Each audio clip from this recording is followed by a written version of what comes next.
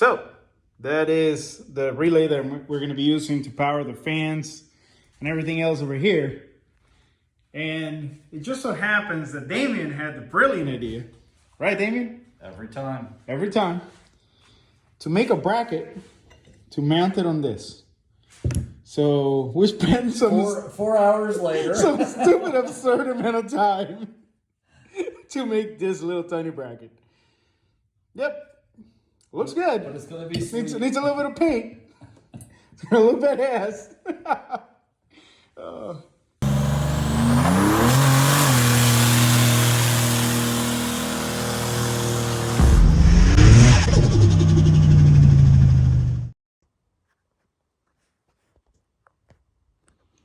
All right, so it is 6:40 something in the morning.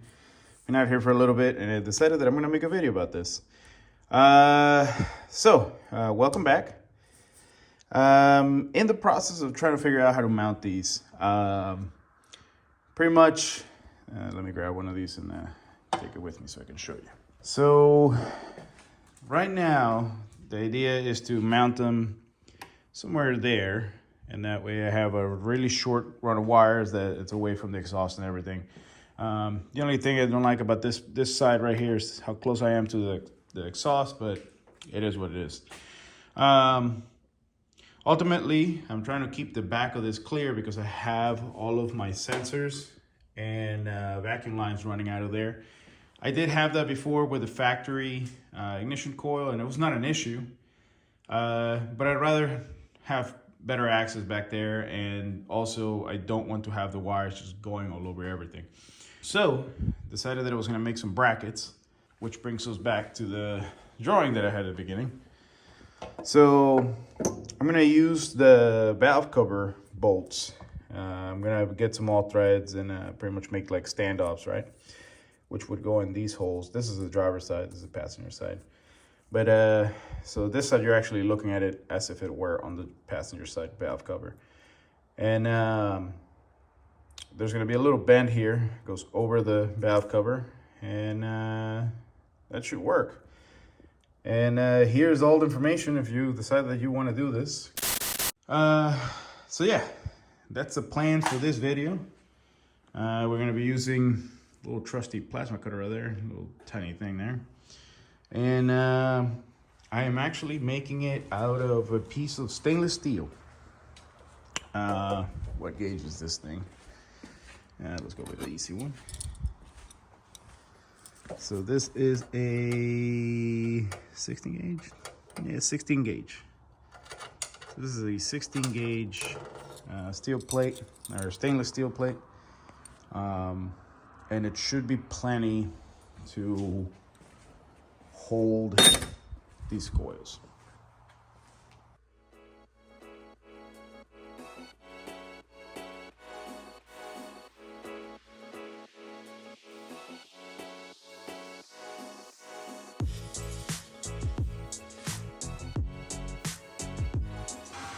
Cool. And there we go.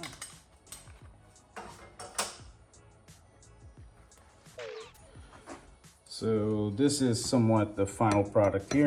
I've already kind of cleaned up the slag and punched the holes so I can start the drill bits. So yeah, pretty much that's gonna be it right there. So a bunch of filing, sanding, drilling, cutting, and metal shavings later. I have the passenger side already finished. I kind of put a band on it already. Actually, let me show you how this is gonna look. So pretty much there's gonna be standoffs here, right? And this is gonna go more or less there. And hold on. There you go, that's a better. Let me make sure the holes are lined up. There we are. All right, so yeah, something like that. And yeah, the coil pack on top of that, wires down to the spark plugs, and these are made. I still gotta clean them up. I may not even have to powder coat them or anything because they are stainless. So that's that. So for mounting the brackets for this, right? So these are the item numbers. These top two, these are stainless carriage bolts, and these are the nuts. I ended up getting these because they didn't have enough of these. They only had two. So, but here is the spacers that I'm using as well for my valve cover. And if you want to pause that, and that's all the information that you need. But pretty much that looks like this once you modify it, right? So now I'm gonna put the plate here and mount the coil on the top. So just in case you need this, so just in case you're wondering, pretty much this is the bolt. It's a stainless bolt, 1/4 by 4 inch, with this trusty saw here, or a reciprocating saw. I'm cutting the heads off. Cleaning them up with a flapper wheel. And I test the nut before I put it over here, and then put it on to the car. And just hand tighten these till they bottom out. And where's my other spacer? I have to do this one-handed. And actually, let's bring the passenger side. You guys get to see it for the first time with me. We're actually gonna test here. See if my measurements are correct. Holy shit. That fits amazingly. All right, get out of the way. Here we go. And yeah, that is amazing.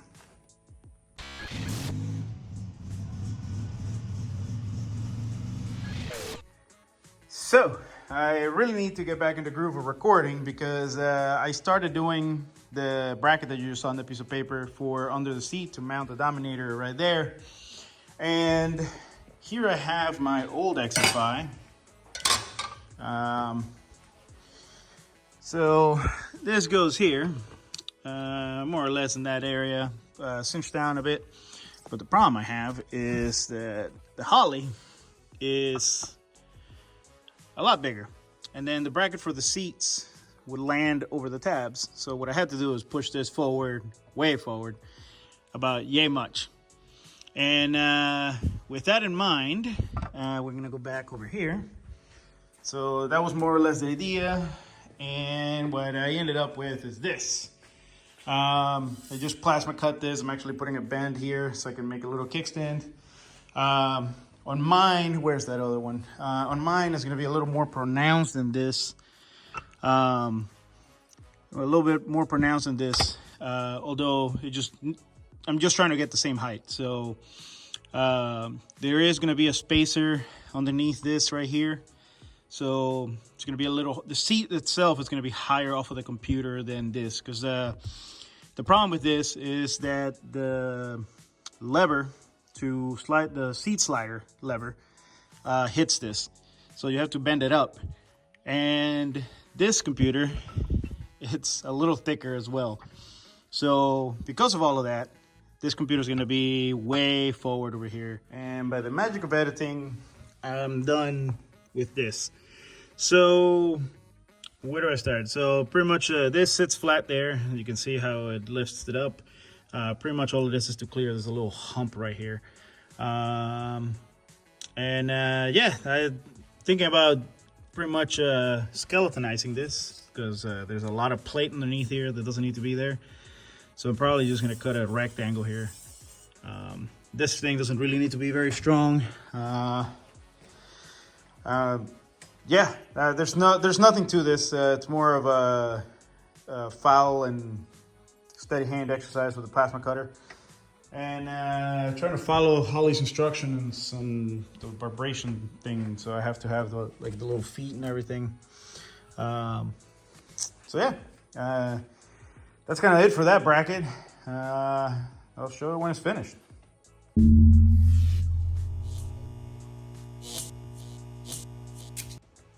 And once again, by the magic of editing, it's done. Pretty much I painted it, put it down there. Actually had to elongate this hole because if you see here, that plug was very close to the leg. So yeah. But otherwise, this is the seat all the way to the back, and you can see how it looks. One more thing I did, and it's gonna be hard to see, but I pinned the USB wire. So there's a loop here, like a safety loop. And then the wire's just coming out the back. In other words, I can't rip this out. Looking at the forums, they make a kit that mounts to the side. I'm too cheap for that, so there we are. But yeah, that's it for the Holley bracket.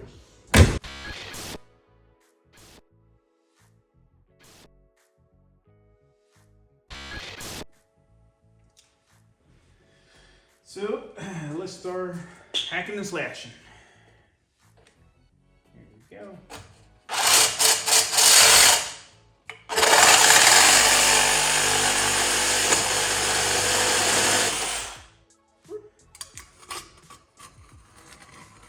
All right.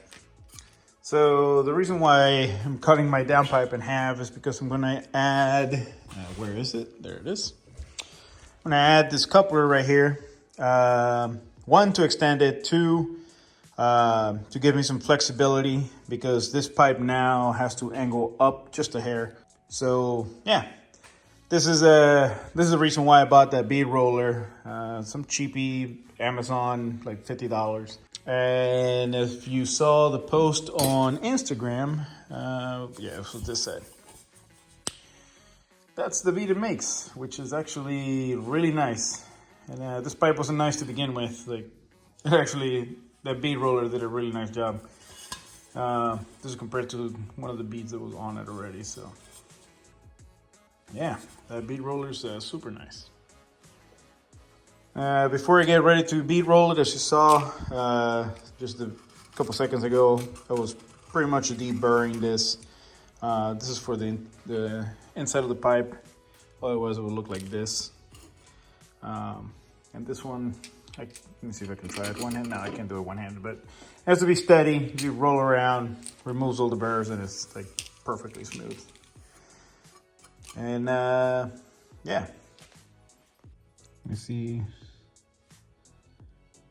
All right, here we go. We're recording, so that's pretty much what it looks like. And gonna roll it around and. Oh. On the outside, I just hit it with a flapper wheel. We're gonna start with a small one first.